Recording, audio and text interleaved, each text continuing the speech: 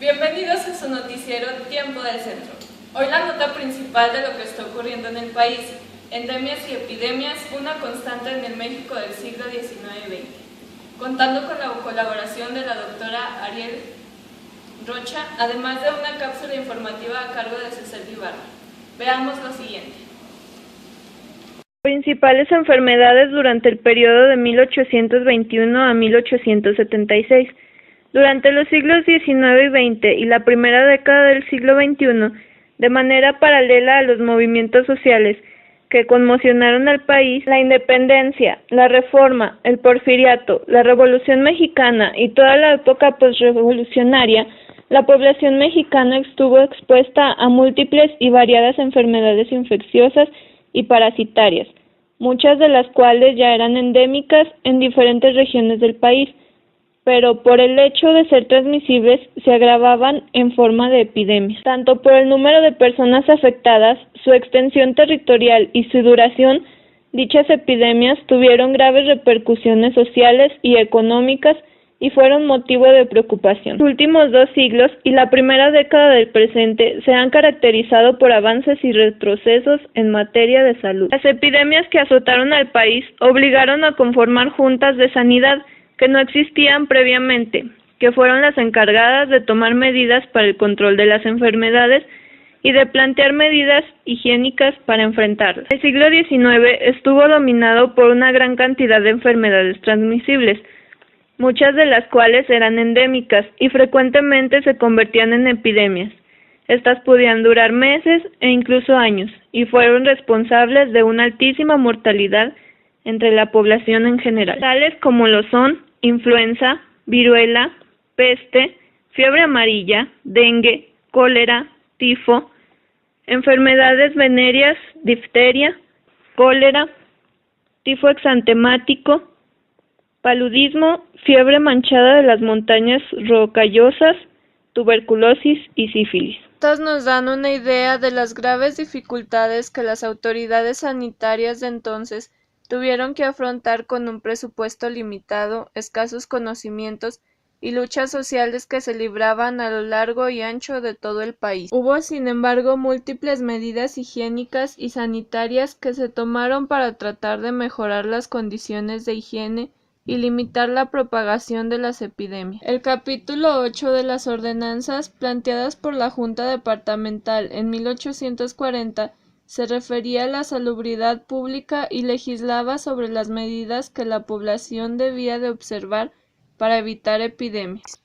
Entre ellas se incluían medidas de salubridad pública muy estrictas, especialmente severas con respecto a la realización de velorios, el manejo de cadáveres y el enterramiento de estos en los panteones, sobre todo cuando se trataba de personas que habían sido víctimas de enfermedades epidémicas.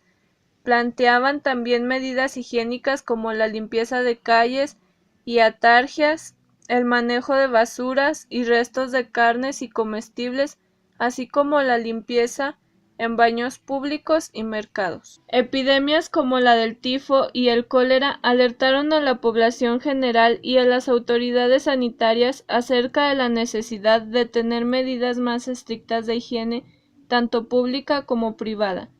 Ello trajo como consecuencia inspecciones en baños públicos, mercados, alimentos, el inicio del interés por lograr disponer de agua de calidad para consumo humano y las medidas para la disposición de excretas humanas, de animales y de las basuras.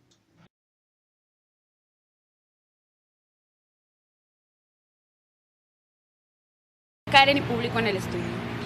La ciudadanía está preocupada por los hechos que ocurrieron durante el Porfiriato. Por eso, diversas universidades, incluidas entre ellas la Universidad Autónoma de Zacatecas, realizaron diversos estudios que arrojaron lo siguiente. Acompáñenme a ver. La época del Porfiriato es considerada como el paso del sanitarismo al de la salud pública moderna. Varios fueron los factores que contribuyeron a ello. El avance de la microbiología, que permitió identificar a los agentes causales de la enfermedad, los avances de la inmunología, que descubrieron los medios para prevenir y tratar, y de la epidemiología, que permitió conocer cómo se propagaban en la población.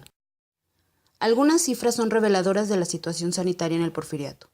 En 1900, la tasa de mortalidad infantil era de 180 en cada 1.000 nacimientos y la mortalidad materna de 80 en cada 10.000.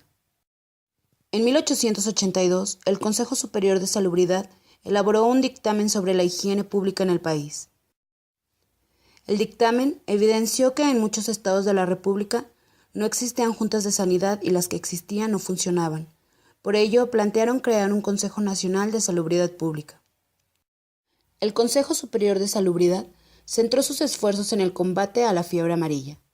Para 1910, la enfermedad había sido erradicada. Durante el Porfiriato, las fuentes de información se multiplicaron para divulgar aspectos relativos a la medicina preventiva y asistencial, y se desarrolló la bioestadística, que permitió evaluar las variaciones estacionales y cíclicas de cada enfermedad. Este periodo, México tuvo un desarrollo científico propio y muchos investigadores recibieron el conocimiento internacional por su trabajo, tanto en las ciencias básicas como en las clínicas.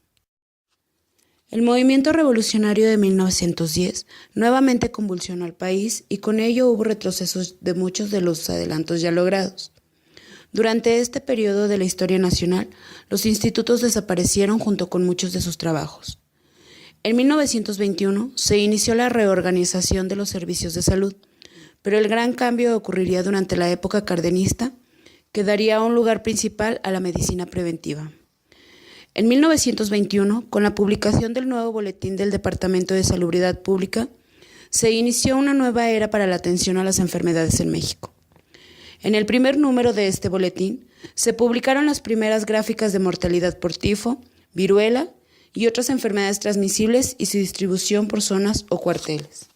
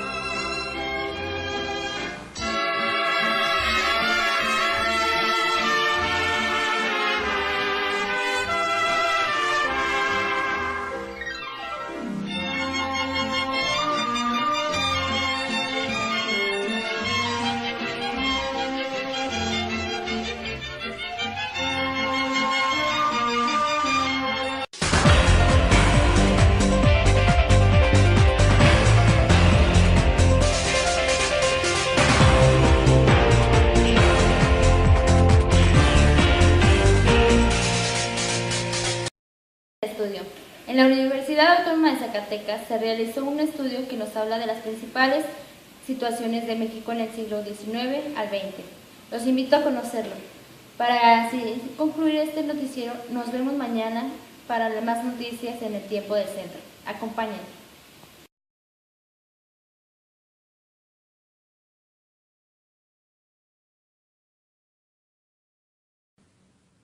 Época cardenista.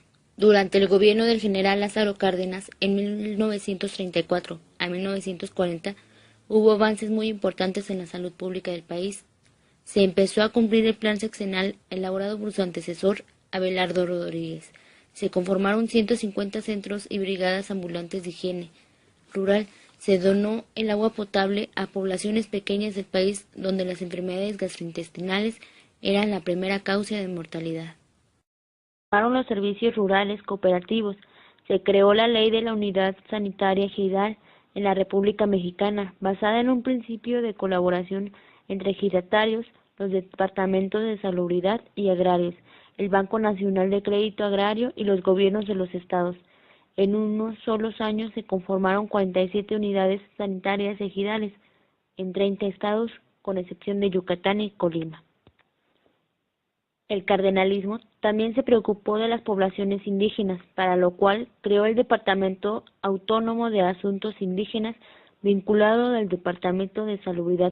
Cárdenas buscó que los dueños de empresas proporcionaran a sus trabajadores atención médica y condiciones de trabajo adecuadas y que participaran activamente en campañas sanitarias. Para ello, se hicieron muchas obras de ingeniería sanitaria. También se elaboró un reglamento sobre higiene industrial para proteger la salud de los trabajadores dentro de las siguientes fábricas industriales.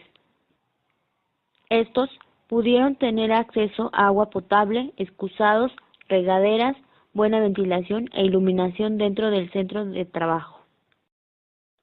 En 1947 se creó el Departamento de Asistencia Neuropsiquiátrica e Higiene Mental, que en 1951 se convirtió en Dirección de Neurología, Psiquiatría e Higiene Mental. En 1940 y en 1990, como consecuencia del aumento de la natalidad y la disminución de la mortalidad, el país tuvo un incremento neto de 61.5 millones de mexicanos, 4 veces la población de 1940. Este rápido aumento de la población se ha acompañado de cambios de su distribución por edad pública. Durante las últimas décadas, la transición epidemiológica y demográfica ha traído cambios en los patrones de mortalidad y morbilidad, con un incremento de la población de muertes atribuibles a enfermedades crónicas. En México, la diabetes mellitus y la enfermedad del corazón son las que presentan mayor incremento como causas directas de la mortalidad.